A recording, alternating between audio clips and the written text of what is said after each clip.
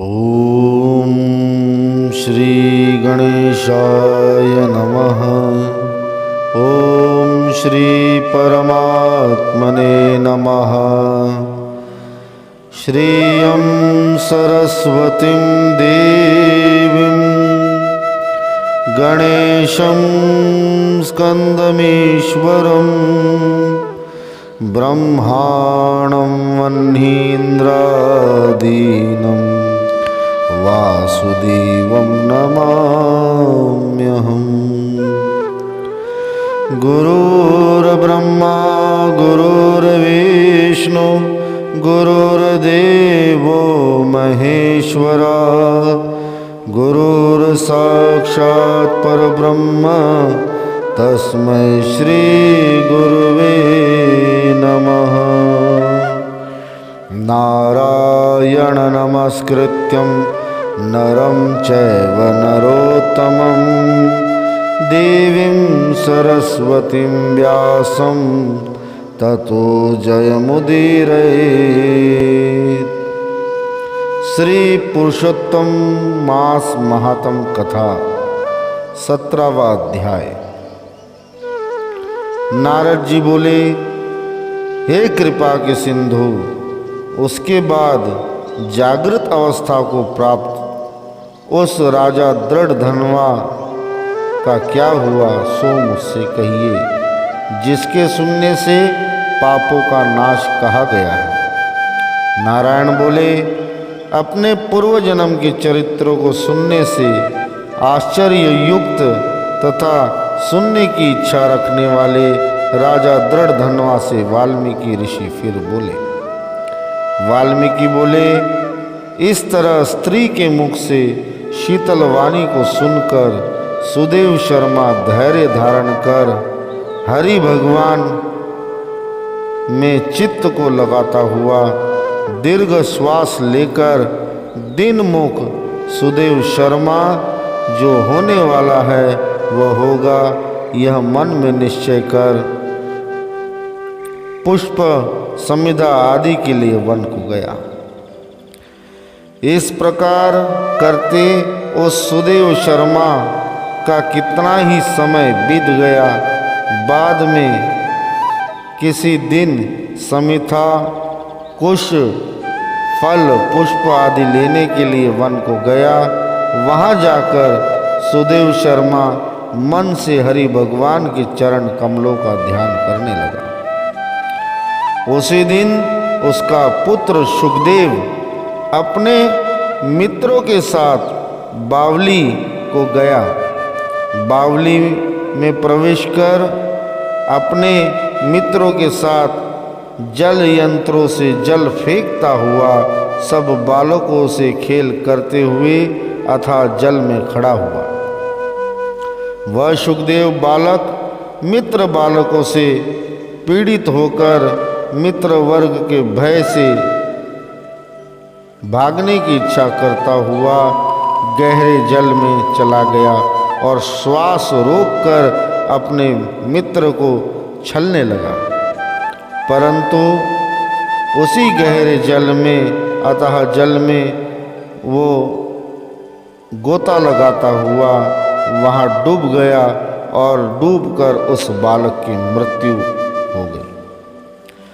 जल से निकलते हुए बालक को ना देखकर उसके मित्र बालक चकित होकर हाहाकार करते हुए बहुत जोर से दौड़े और अत्यंत शोक से ग्रस्त वे बालक उसकी माता गौतमी से जाकर बोले। उन बालकों के अत्यंत अप्रिय वज्रघात के समान वचन को सुनकर पुत्र में प्रेम करने वाली वो गौतमी तुरंत पृथ्वी पर गिर गई। उसी समय वन से सुदेव शर्मा भी आया। पुत्र का मरण सुनकर वह भी कटे वृक्ष की भांति पृथ्वी पर गिर पड़ा। बाद में दोनों ब्राह्मण स्त्री पुरुष उठकर बावली को गए। वहां जाकर अपने मृत पुत्र का आलिंगन कर उसके शरीर को गोद में लेकर सुदेव शर्मा बारंबार पुत्र का मुख चूमने लगा। अपनी गोद में स्थित मृत पुत्र को बार बार देखता हुआ रोता विलाप करता हुआ गदगद वाणी से बोला। सुदेव शर्मा बोला, हे पुत्र, मेरे शोक को नाश करने वाले, हे शीतल, हे सुंदर, उठो। हे वत्स, मेरे मन को प्रसन्न करो। अपनी वृद्ध माता पिता को छोड़कर तुम जाने योग्य नहीं हो। हे वत्स, जल्दी उठो, देखो तुम्हें तुम्हारे मित्र बुला रहे हैं। इस प्रकार अनेक भांति वो प्रलाप करने लगा। तुम्हें छोड़कर मैं किस प्रकार घर में जाऊंगा? तुम्हारे बिना तो मेरा ये घर जो है स्मशान के समान ही है। हे वत्स, इसलिए शीघ्र उठो। तुमको फल मूल प्रिय हो तो मेरे सामने से उठो। तुम जो चाहते हो, जो भी तुम्हें भोजन करना है, वह सब मैं तुम्हारे सामने उपस्थित करूँगा, परंतु तुम शीघ्र ही उठो। यदि तुम चाहते हो कि मैं वन को ना जाऊं, तो वन में भी मैं नहीं जाऊंगा। उसके पश्चात विधि को इंगित करता हुआ सुदेव शर्मा बोला कि हे विधे, मैंने कोई निंदित कर्म नहीं किया, ब्रह्म हत्या भी नहीं की, फिर किस कर्म के कारण मुझे ऐसा दुख भोगना पड़ा? अहो ब्रह्मा, तुमने ऐसा करके कौन सा बड़ा फल प्राप्त किया? हे निर्दय, हम वृद्ध दीन मेरे नेत्र को लेकर निर्धन का धन और दोनों स्त्री पुत्रों का सहारा इस पुत्र को हरण करते हुए क्या तुम्हें लज्जा नहीं आई? हे ब्रह्मा, ये किस प्रकार तुमने मुझे दंड दिया है? मेरा पुत्र स्वभाव से अत्यंत गुणी था, शुभ था, पुण्य कर्म करने वाला था, फिर क्यों आपने उसे मृत्यु के घाट उतार दिया? बारंबार अपने पुत्र का वो मुख चूमने लगा, बारंबार उसे उठाने का प्रयत्न करने लगा। जिस प्रकार हम मनुष्यों की, हम मानवों की का जो स्वभाव है, अपने प्रिय के गुजर जाने पर हम प्रलाप करते हैं, उसी प्रकार वो सुदेव शर्मा ब्राह्मण भी अपने पुत्र के वियोग में प्रलाप करने लगा और भांति भांति से उसे उठाने का प्रयत्न करने लगा। सुदेव शर्मा ब्राह्मण बोला, धन्य है वो राजा दशरथ जो राम का वियोग होते ही जिसके प्राण पखेरु उड़ गए, परंतु मुझे देखो, मेरा पुत्र यहाँ निर्जीव पड़ा हुआ है और फिर भी मैं जिए जा रहा हूँ। हे गोविंद, हे विष्णु, हे यदुनाथ, हे श्री रुक्मिणी के प्राणपति, हे मुरारी, हे दीनों पर दया करने वाले, हे दयालो, पुत्र रूप अग्नि के ताप से मेरी रक्षा करो।